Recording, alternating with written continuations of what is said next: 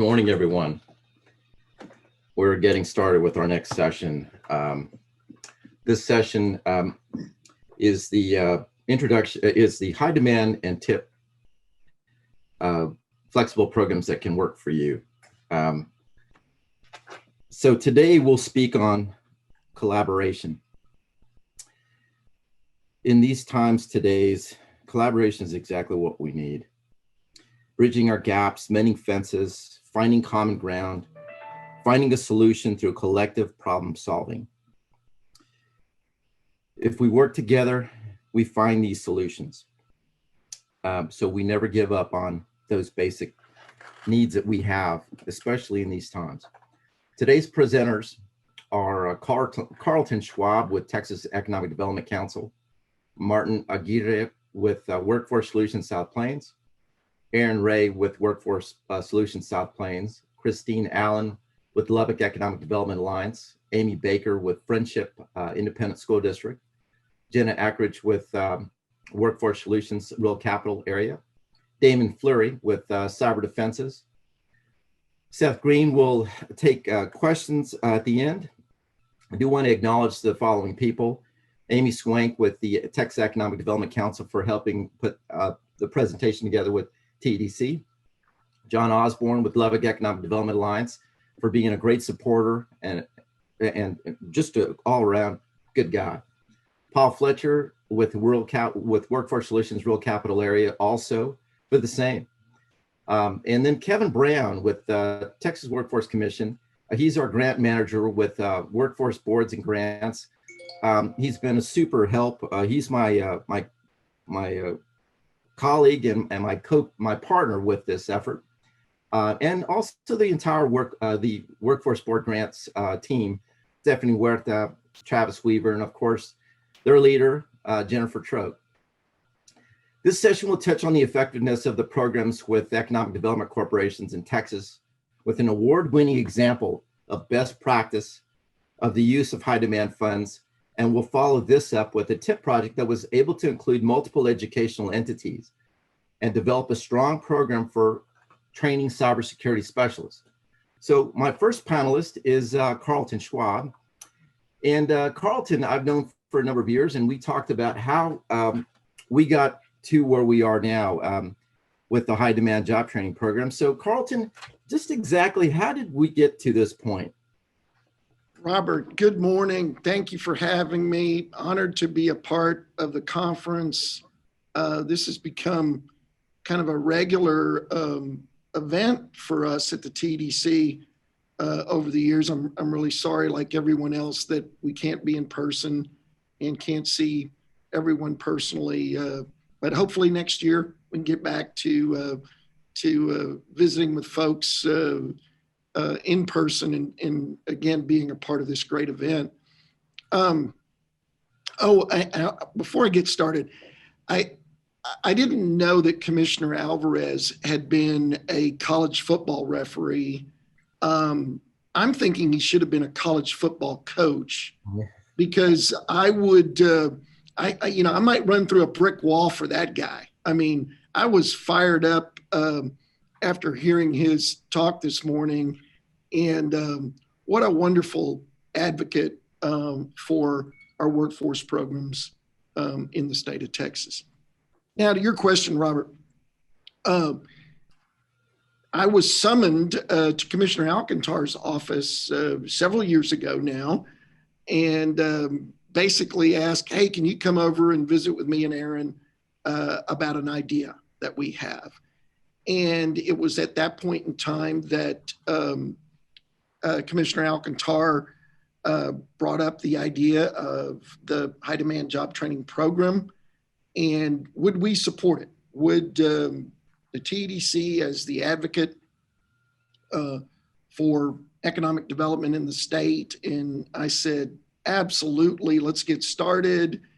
And Aaron, at the time, as a staffer before he became commissioner, took the ball and ran with it. And he and Commissioner Alcantar worked to establish the high demand job training program. And as I felt certain at the time, our EDCs around the state grab the ball in working collaboratively with their workforce partners, have made this program a true success program, like so many others in our state. 18 years ago, the TEDC established a program called the Workforce Excellence Program. And it was at that time we were really working hard to promote more collaboration between the economic development world and the workforce world. And I remember thinking, well, this is an obvious marriage. This is an obvious way for these worlds to collaborate. And I know early on we were kind of frustrated that perhaps this was moving along too slowly. And you know, in our world, nothing ever really works fast enough. But over the years now, our Workforce Excellence Program has generated a lot of interest, has been an important part of what we do in the economic development realm and working with our workforce partners. We'll have that program again this year. It nominations open on March the 1st and close on April the 30th.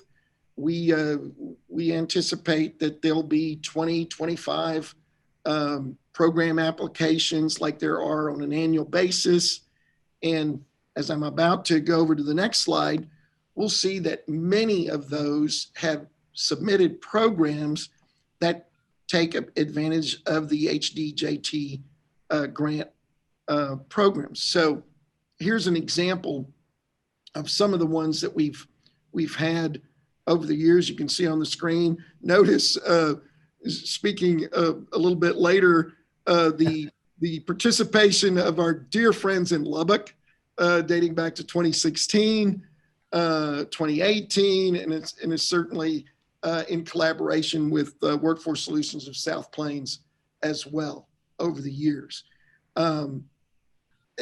Again, this is an important program for local economic development. And as you mentioned, Robert, in particular, our local economic development sales tax organizations. You know, I can't ever say enough about the fact that in Texas, economic development is a decidedly local endeavor. We have 725 EDCs around the state doing economic development for their communities at the local level, at the closest level to the people and the voting public. So it's up to the communities to do economic and workforce development at the local level. And without getting into all the history of this, it's a Texas way of doing things. And we've got over 30 years now of just unparalleled success in economic development that is driven at the local level and supported by great state programs like the job training programs that we have in the state of Texas. You know, it's topical right now because we're working on our legislative agenda. You know, Robert, you mentioned Amy helping put together this part of your program today. We're working on our legislative agenda, and the high demanding job training grant program is a big part of the advocacy that we have for maintaining the state's workforce development programs, and of course, including skills, Recruit Texans, and the Job Education for Texans grant program, as well, the JET program. So again, Robert, thank you for having me. I'm honored to be a part of this program. You've got some great speakers coming up, some folks who can talk about their experiences with the high demand job training program and their success with it. And again, good luck on the rest of the conference. And thanks again for having me be a part of it. Thank you, Carlton. I greatly appreciate that. I'm going to give you all just a very quick view of our high demand job training program. Hopefully you can see this. So this program, sorry. All right. Okay, one more time.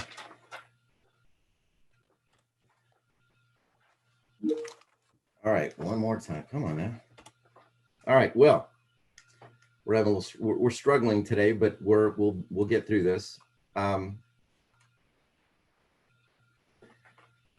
Okay. Well, for whatever reason, my slideshow is not working, so that's okay. What I do want to talk about is the high demand job training program is a program that fosters relationships between the Economic Development Corporation and the Workforce Solutions Board. We have that relationship allows the workforce board of the local region of the 28 boards. They can apply for funds. These are WIOA funds, and these funds allow for the development or application of funds towards a workforce related program. And no one does it better than the Workforce Solutions of South Plains. They have done an outstanding job. And I want to introduce Mr. Agita. Martin, please, and Aaron, please take this away. Go ahead and share your screen. You're on mute there, Martin.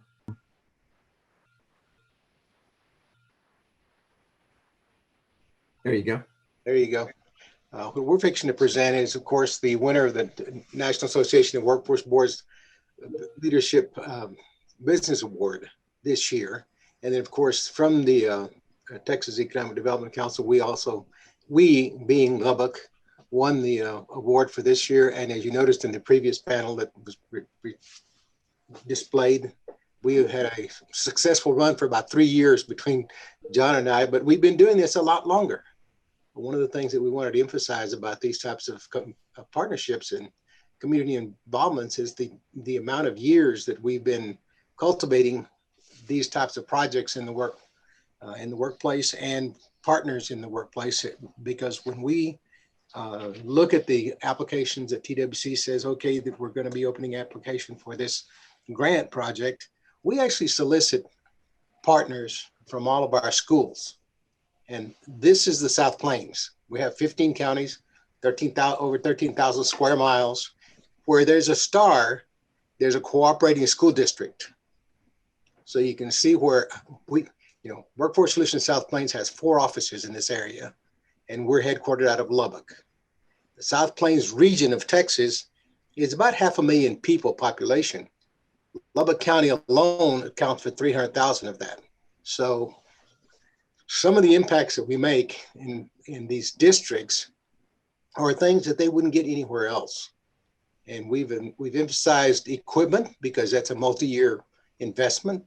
We've emphasized that it's taught in multiple classes, that the equipment will still be there, and we want them to just take advantage of it. And then they come to us year after year. It's gotten to the point now this year, for the first time, I think we've had a plethora, my favorite word, a plethora of applicants. And we're not going to be able to fund everybody, but we're going to, again, be strategic in the decisions we make about, we're funding demand occupations, targeted occupations. We're funding things that we need in our area. You probably know about the South Plains, I hope you do, that our primary industry is actually agriculture. But agriculture is such a big classification that we need people in all parts of agriculture, whether it's not just a farmer on the tractor, it's also the gens, it's also the equipment that they use. We do a lot of heavy metal because of the equipment and the need for all of that. We grow about 20% of the country's cotton in this area. We're probably the largest cotton producing area in the United States. So that's one of the things that people always think about cotton. But that's just the one piece of our economy, because the other part of it is Texas Tech. Can never say enough about Texas Tech here.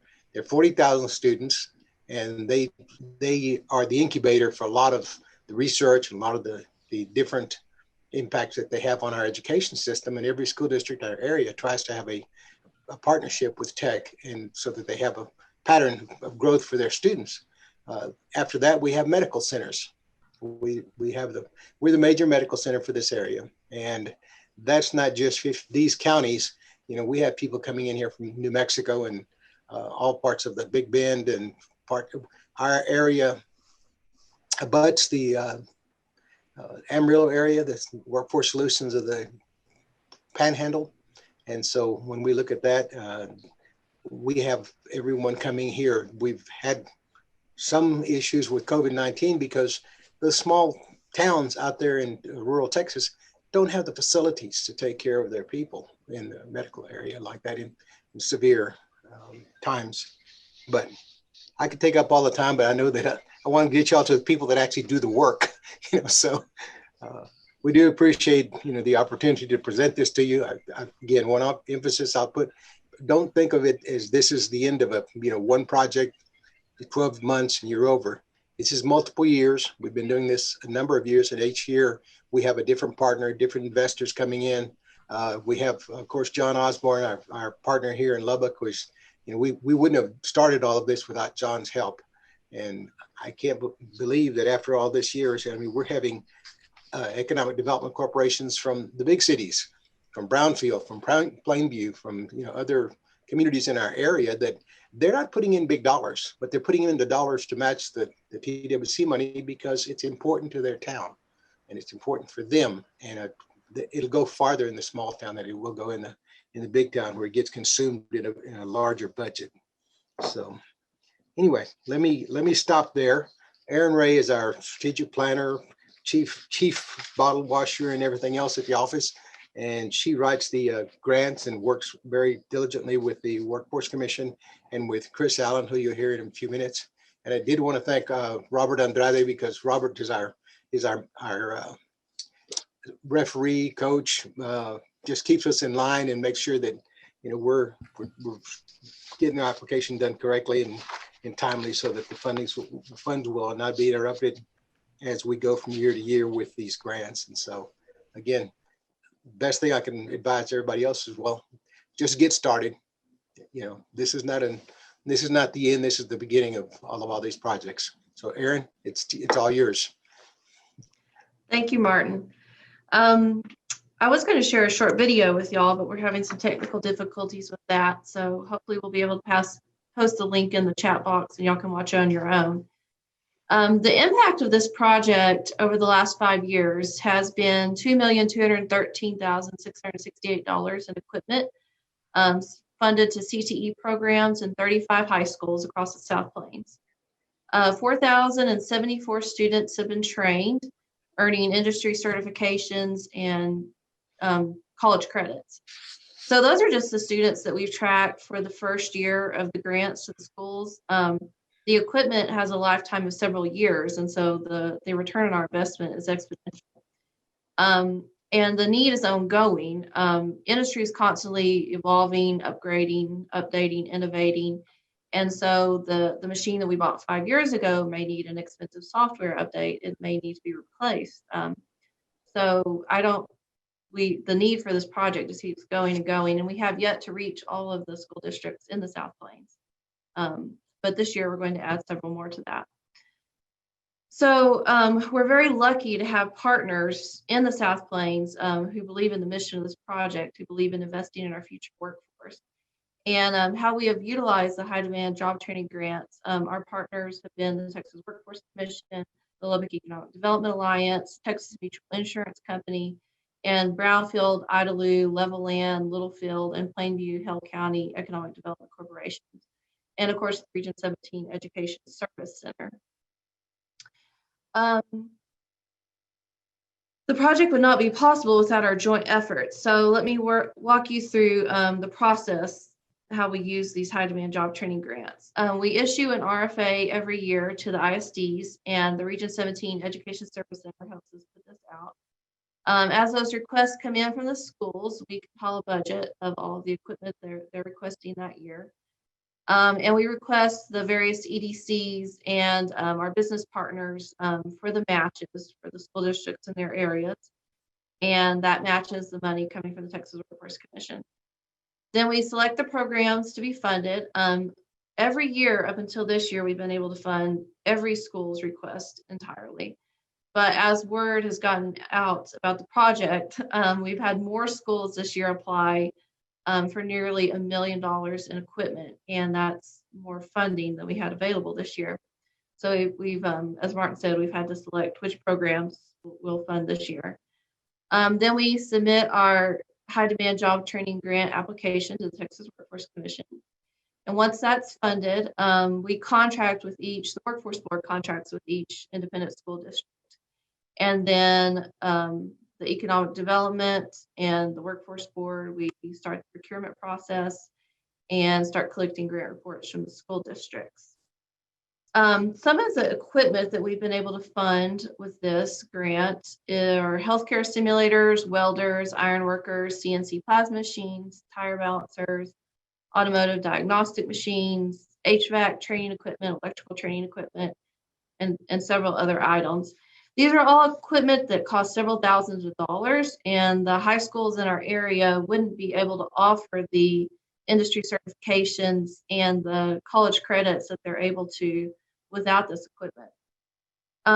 We're very fortunate to have EDCs in the South Plains who believe in this mission, and especially the Lubbock Economic Development Alliance. So with that, I'm going to turn it over to Christine Allen with LEDA, and she will tell you a little more about Lubbock Economic Development Alliance's role in the project. Christine? Thanks, Erin. Good morning, everyone. I'm Christine Allen, the Director of Workforce Development for the Lubbock Economic Development Alliance, and it's a privilege to be speaking here today. Even though we've been doing these projects since 2014, 2015 timeline, this grant seemed very different to us and very empowering. To have 5 different EDCs step up and want to fund equipment in their area was wonderful. And then to have a private employer, Texas Mutual Insurance, contact us and offer to fill in the rest of the gaps just made this project special. It made it a very strong project. And it was very uplifting and fulfilling to work.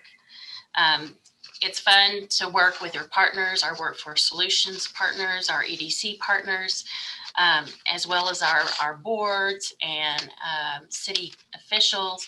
It's fun when everybody's behind you and behind a project. So this equipment really makes a difference to these school districts, both the larger school districts and the rural school districts.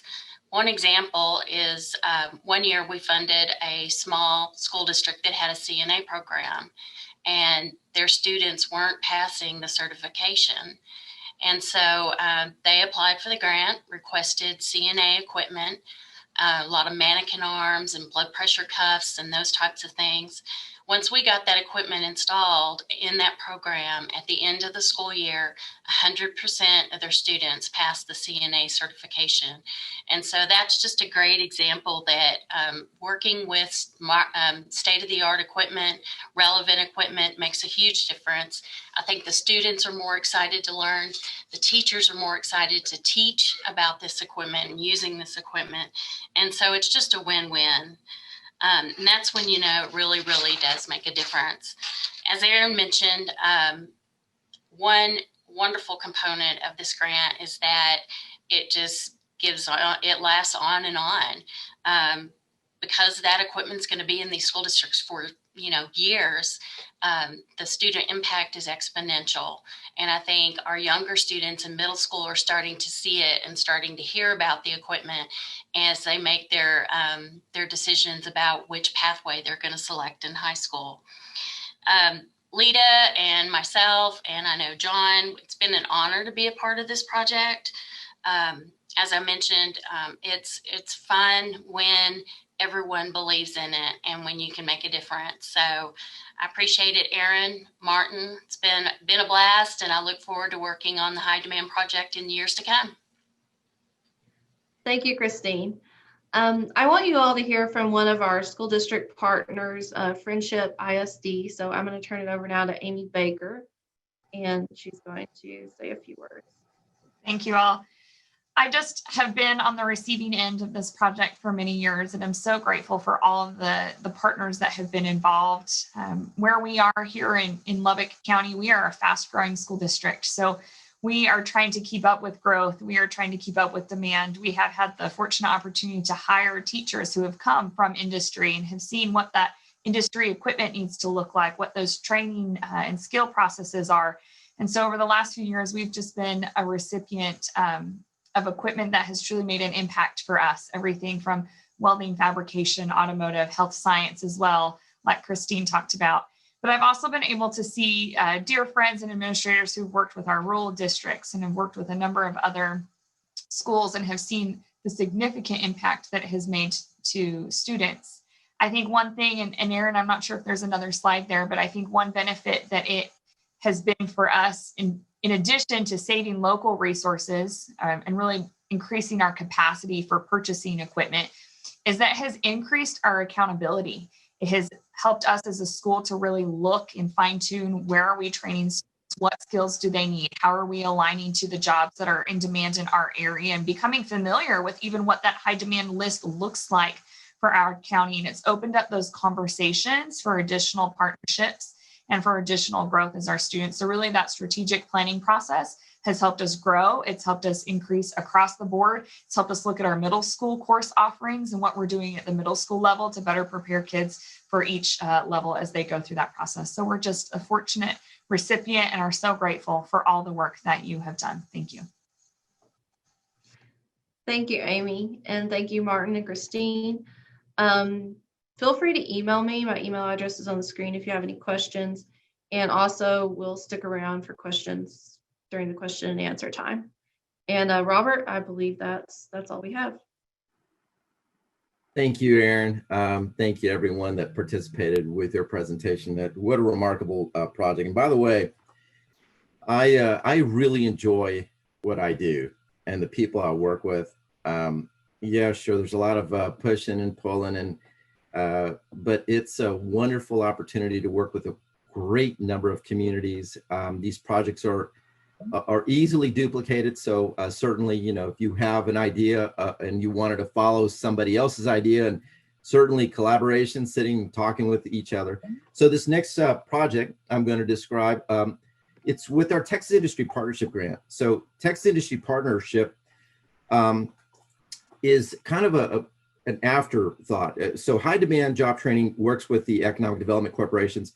And we realized that not every community has an economic development corporation. San Antonio, Austin, Houston, Dallas, they don't have an economic development corporation. And a lot of times rural communities struggle as well. Their economic development corporation may not have enough funding. So this program was built to allow for foundations to participate, industry foundations. And so this program was built for just that, to allow them to participate with what we have, with same funding, but with a new spin. Allow these organizations to participate. So I am going to begin this presentation and allow, and Jenna Ackridge, please take over. Good morning, everyone. I'm with Workforce Solutions Rural Capital Area. We're delighted to be here and share information about me, to kind of give information on the grant in general. So I'm going to try to, in these next few slides, give you a snapshot with some background, timeline, outcomes, and look at who all received training. Next slide, Robert. Cyber Defenses, Inc.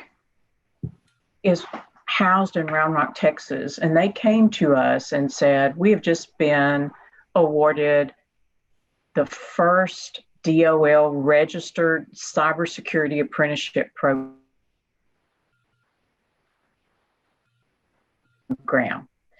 And if you think about it, cost for cybersecurity.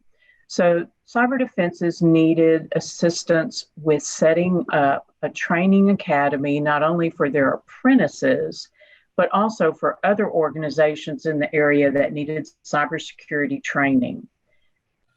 As we worked on our application, the use of TIP funds were for training materials, consumable supplies, and curriculum development, licensing, purchasing, instructor salaries. The total amount was $95,000. And I know when Damon speaks in a few minutes from Cyber Defense, he may talk about this $95,000 was a very small piece of what they needed in order to get all this training up and going. In August 2017, next slide, Robert. Yep. Okay. We submitted our TIP application to TWC, and by October, we had our contract and the TIP grant started. From October through December, the first quarter, Cyber Defenses recruited companies that needed cybersecurity training. They recruited students that they did in-depth assessments on to see if they were appropriate for the apprenticeship program and that training. They developed curriculum. They procured and secured licensing for curriculum and set up all their instructors. In January of 2018, the training began. And then the next slide will show you some of the outcomes.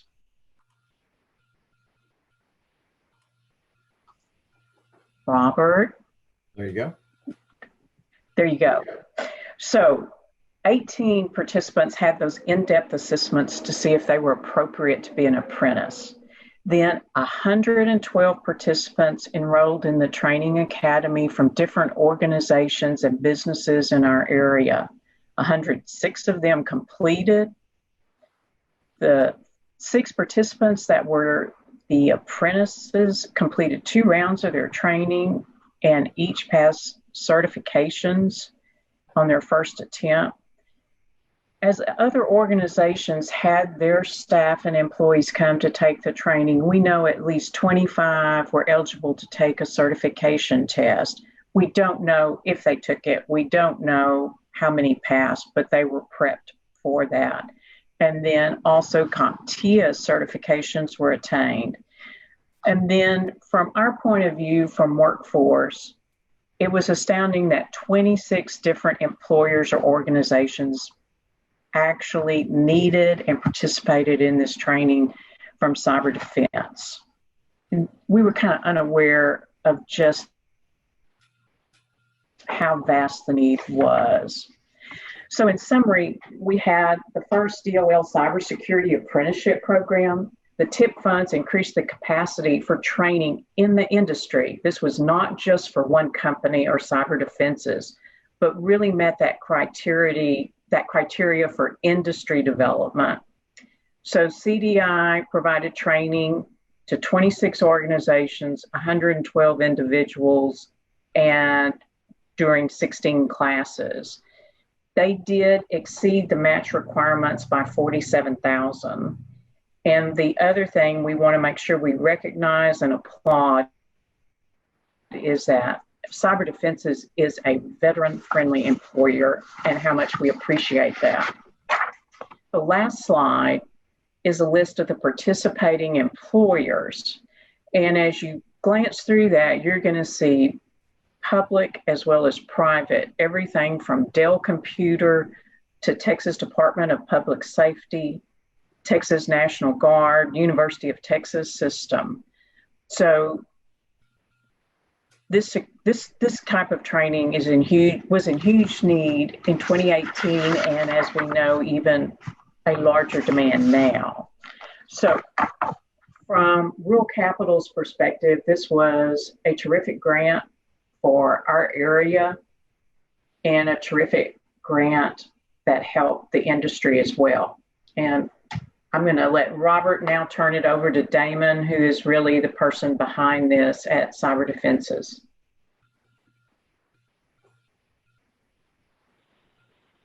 All right. Thank you, Jenna. Thank you, Robert. My name is Damon Fleury. I am the Chief Technical Officer here at Cyber Defenses. We really, we've really appreciated the access to the grant, as well as the relationship that we were able to build with Jenna and Paul and the team in the rural capital area, as well as with Robert.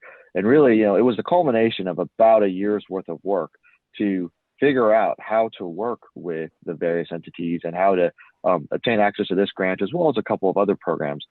We had a great relationship with our local school district at Round Rock ISD and at ACC as we put together these projects.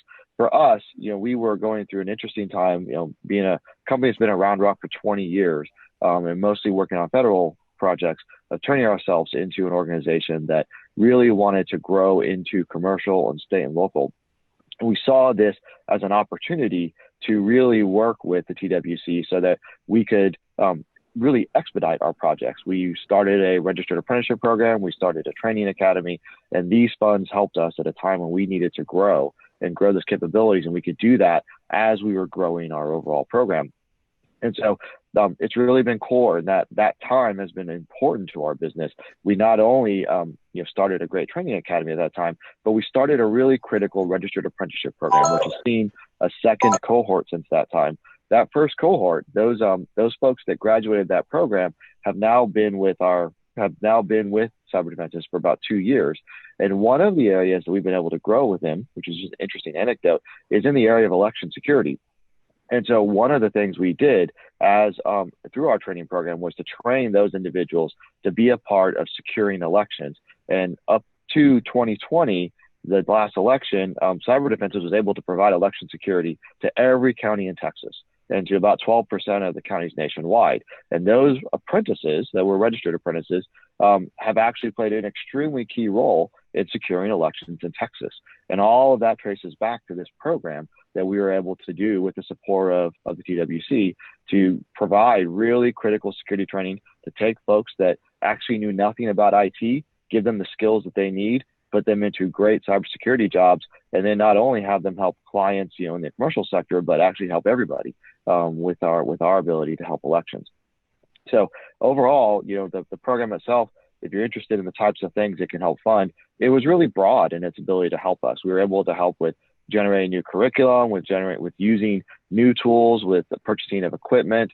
And so, that gave us a lot of ability to make the adjustments we needed to make throughout the program. We definitely, throughout the course of the program, we invested far more than even the additional $47K that Jenna talked about, because the need was great and our ability to deliver needed to be larger still. But it was a really important grant at a time when it really helped our organization. So, those are kind of the overview of how we worked with the grant. We can't say thanks enough to all the organizations that helped us put that together. We were able to do a very public graduation ceremony, including many members of the Texas Department of Information Resources and the Secretary of State's office, as well as TWC and the Department of Labor. So that was a great program to give us, a little more visibility, as well as to celebrate the success of that program. So I think those are the primary points. I'm happy to stick around for questions if there's more. Thank you, Damon and Jenna. Gosh, that was an amazing project, and I really enjoyed working on that. We are getting close to we are actually at the end of our time. I've got one question that I received through the question and answers. In our manufacturing sector, when we work with them on possible apprenticeships, we continue to deal with the issue of liability insurance for anyone under 18. Anything at the state level that can help with that. Ken, there are some help, and what I will do is I'll follow up with you. I believe that there is some give for that, and in fact, I would suggest that you ask our next panelist. But before I do that, is there job placement requirement, a minimum employment timeline with these grants? Yes, there is. With some of the grants, with the high demand and tip, there is not, but there is an expectation of it. Now, on the Ken Becker's question on the manufacturing sector regarding apprenticeships, our next session coming up next is the Registered Apprenticeship Scaling Up. Our speakers, Ann Pham, the apprenticeship specialist of the Texas Workforce Office of Apprenticeship. Come back after break to hear what's new in apprenticeship world and learn how apprenticeships are helping employers train their workforce. I want to thank everyone that participated today. Again, thank my hat and my gratitude to Carlton, Martin, Aaron, Christine, Amy, Jenna, Damon, and to Seth for helping, and Amy and John, Paul, and of course my good friend Kevin Brown. Thank you all for participating, and we'll take a short break and we will return at 10:40. Thank you all.